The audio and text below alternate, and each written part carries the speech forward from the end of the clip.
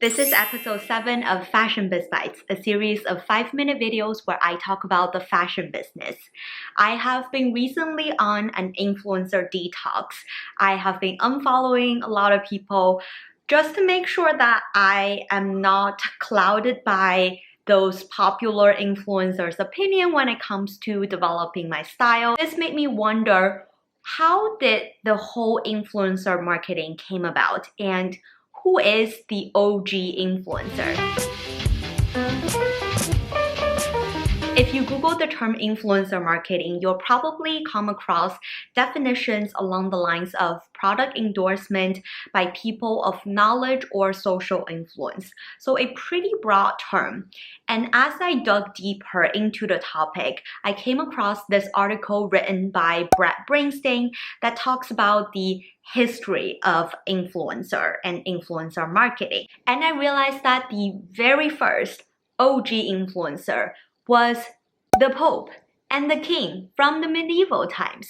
They were practically influencing, or more specifically dictating, the behavior of the people that they rule. For example, the use of medicine was actually enforced by the Pope at that time, similar to how the super popular YouTubers recommending a lipstick and everybody that follow them go ahead and purchase that lipstick. Now you may say, okay, I get it. Influencer just means someone that has some sort of influence to change others' behavior. What about the very first fashion influencer? Before you say the names of those mega Instagrammers, YouTubers, or even celebrities, Hollywood stars, the fashion influencer world also dated way back, ever since dressing became a thing or a symbol of social class. After reading this book, Fashion History from the 18th to the 20th Century, which by the way is a fascinating book. I've talked about it in a previous video, but it gives you really a direct view of what kind of clothing were popular and who influenced those types of clothing at the different time periods. Not much text as you could see, but it gave you a pretty good overview of the fashion history over the past several hundred years. From this book, I learned that the very first sort of fashion influencers wasn't really a particular person. It was really the higher class of the society, the people with power, with money, who could afford to hire tailors to make clothes for them.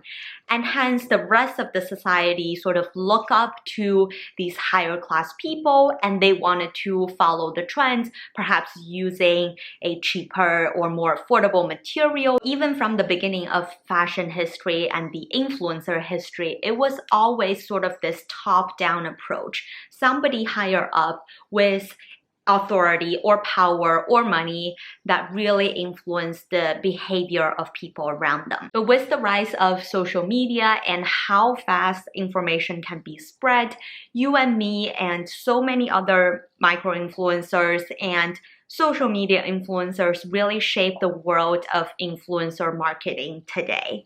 And this sort of is a diffusion of the power, which made me wonder, at one point when we reach a saturated state of ubiquitous influencing every part of life, the power might get so diffused that we might still want to look up to that more centralized power. This is a very dynamic process. I don't think we're going to stay with one extreme or the other, but it's really fascinating to see how history has evolved from the Pope and the King being influencer to today. You and me are all influencers in our social platforms. And this is also mimicking what has been shaping the world of fashion. From the very first tailor-to-made, very bespoke style of fashion to today, with the help of fast fashion and many other sources, DIYing, etc., really bring fashion to be so accessible to everybody. So where is influencer marketing going? I think at one point we will be tired of affiliate links. We will be tired of having everybody that we follow constantly promoting products, whether organic or not.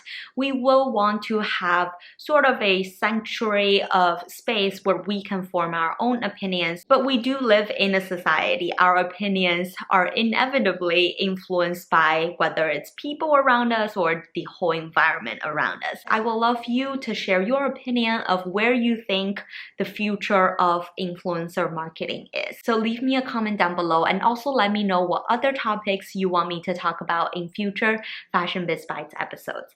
And I will see you in one of these videos. Bye! No one can do it like you.